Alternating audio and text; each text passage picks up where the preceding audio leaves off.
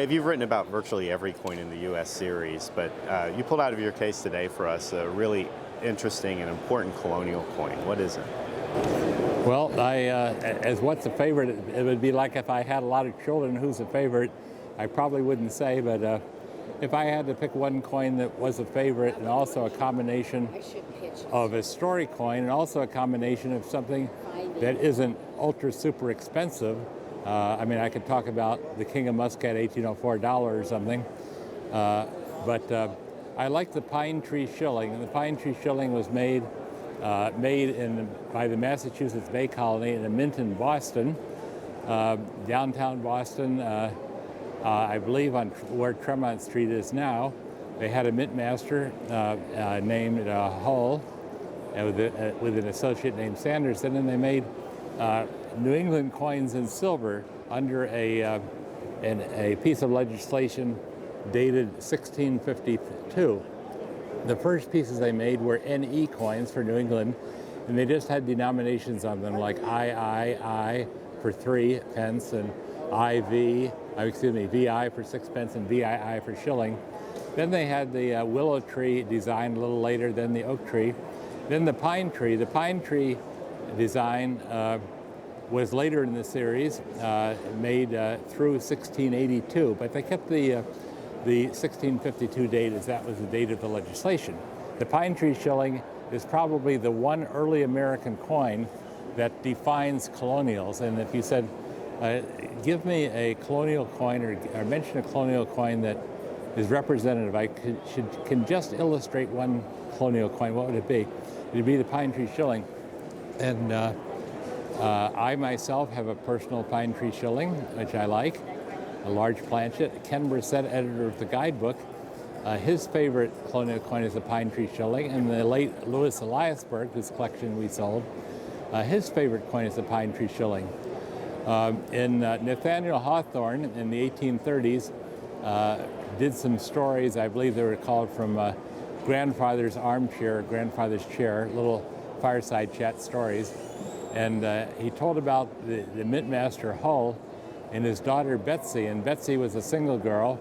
And back in colonial Massachusetts, you know, if you were going to get married to a girl, you'd want to know what her dowry is, the dowry being the money given by the mother and father to help the new marriage along. And according to this charming tale about the New England shilling, Betsy's dowry was to put her on a scale on one side, and on the other side have a bucket and fill it with brand new Pine Tree shillings.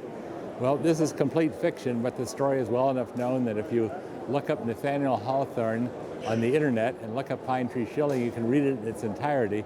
It's sort of an American classic.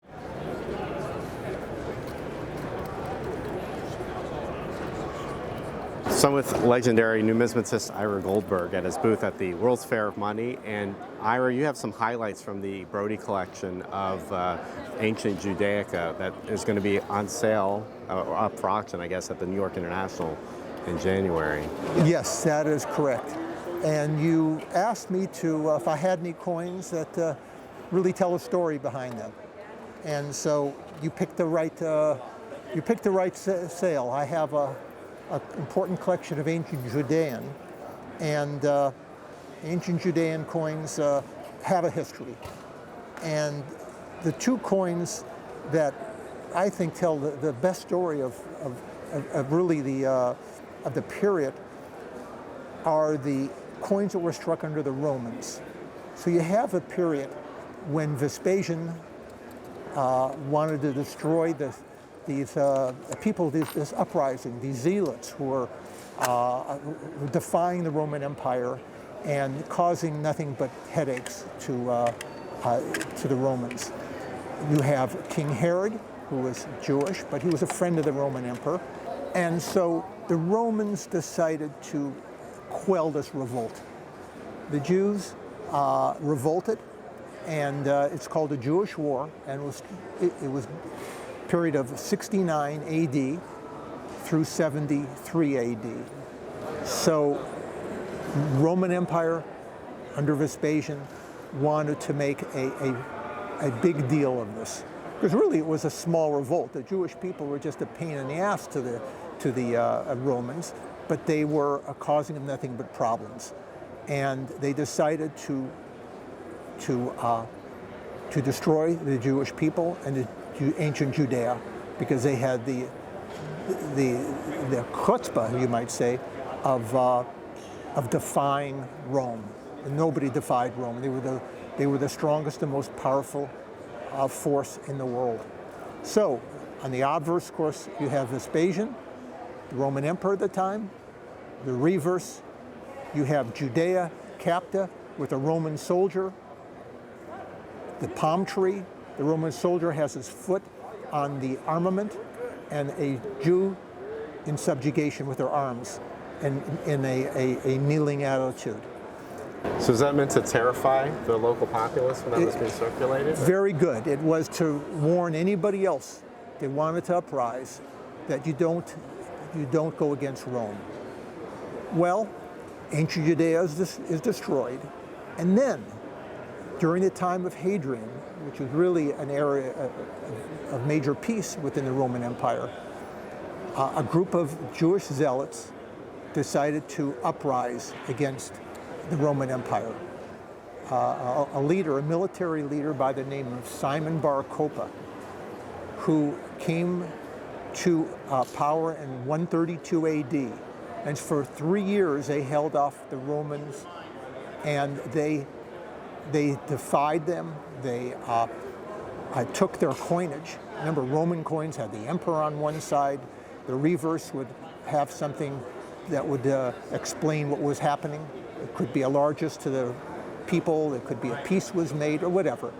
And the Jews had the audacity to go ahead and take the Roman coin of the period, deface the obverse with the emperor on it, and put Jewish symbols on the reverse as well as the obverse.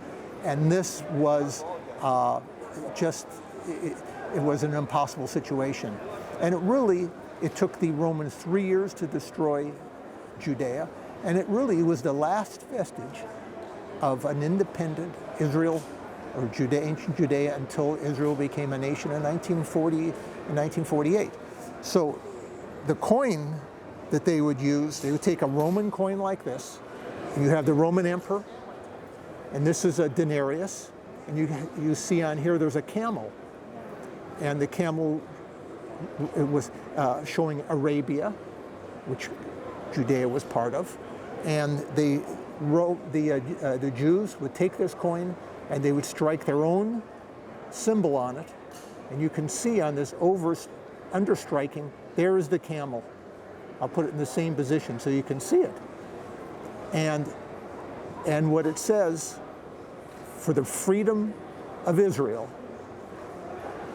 And then on the other side, it says Shimun, for Simon Bar Kokhba, who the Israelites, the Jews there, felt he was the Messiah.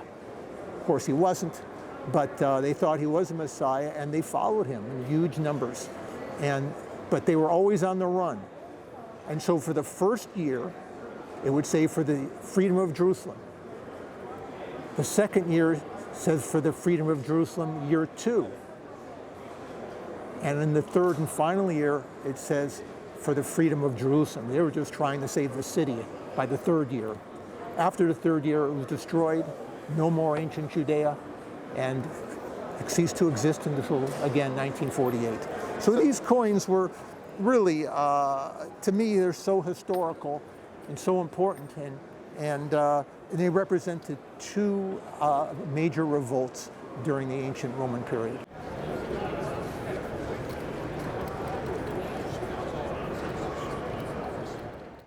So Kevin, I remember about a year and a half ago you picked up this super rare pattern quarter, and I don't think I've seen it in person, but you have it at your booth here at the World's Fair of Money, and I want to hear the story about this coin. Well, actually, I bought it by accident. I was walking by the auction, and I had no intention. I bought out at the same time I bought the cent as well, the birch cent. I went in the room. I didn't anticipate either coin selling for as reasonably as they did. And I went in and I bought both coins at the same time. I sold the birch cent immediately. Someone came by and offered me a nice profit on it, and I sold it. But I didn't want to sell this coin.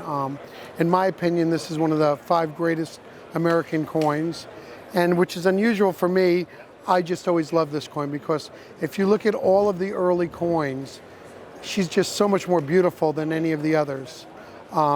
It was designed after Mr. Wright's wife, who was a beauty for her day, would be a beauty today. And I'm an art collector and I love beautiful things, and it's a unique coin. The only other coin that is known is in the Smithsonian.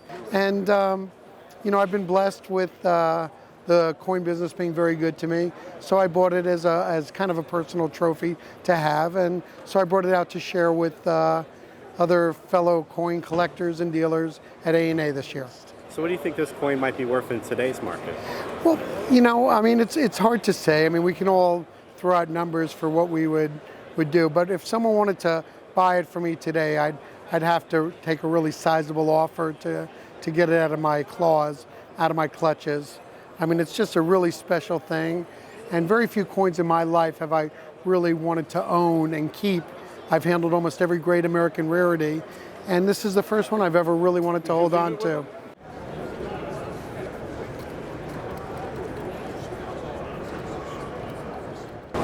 Harlan, what is this high relief coin you have? This is a coin of Rhodes from 408 to 407 BC. It's a tetradrachm, and it was in my book on the 100 greatest ancient coins, and this is one of the few coins from this part of the world that's signed by an artist. So what makes this coin one of the 100 greatest ancient coins in your opinion? Well, because Rhodian coins are very popular, they're very important, and this is one of the most beautiful and significant in that large series, and it's one of the experimental coins that was issued before the regular coins, the standard issue, was decided on. So who is on the obverse of the coin then? Helios. He drove a chariot across the sky to raise and lower the sun at the beginning and end of each day. What's the estimated value of this coin? $68,000. Does it have any famous provenance or pedigree, this example? It's from a very, very important hoard that was found and published in 1972. In 1968, I was shown the whole hoard in a vault in Switzerland, and I think my friend wanted $1 million for the coins he had, about 80 coins. And they were all spectacular coins? Some were ugly, some were wonderful. Like any experimental issue, there's successes and failures. And this was one of the great successes? Yes. All right, great. Thank you, Harlan. You're welcome.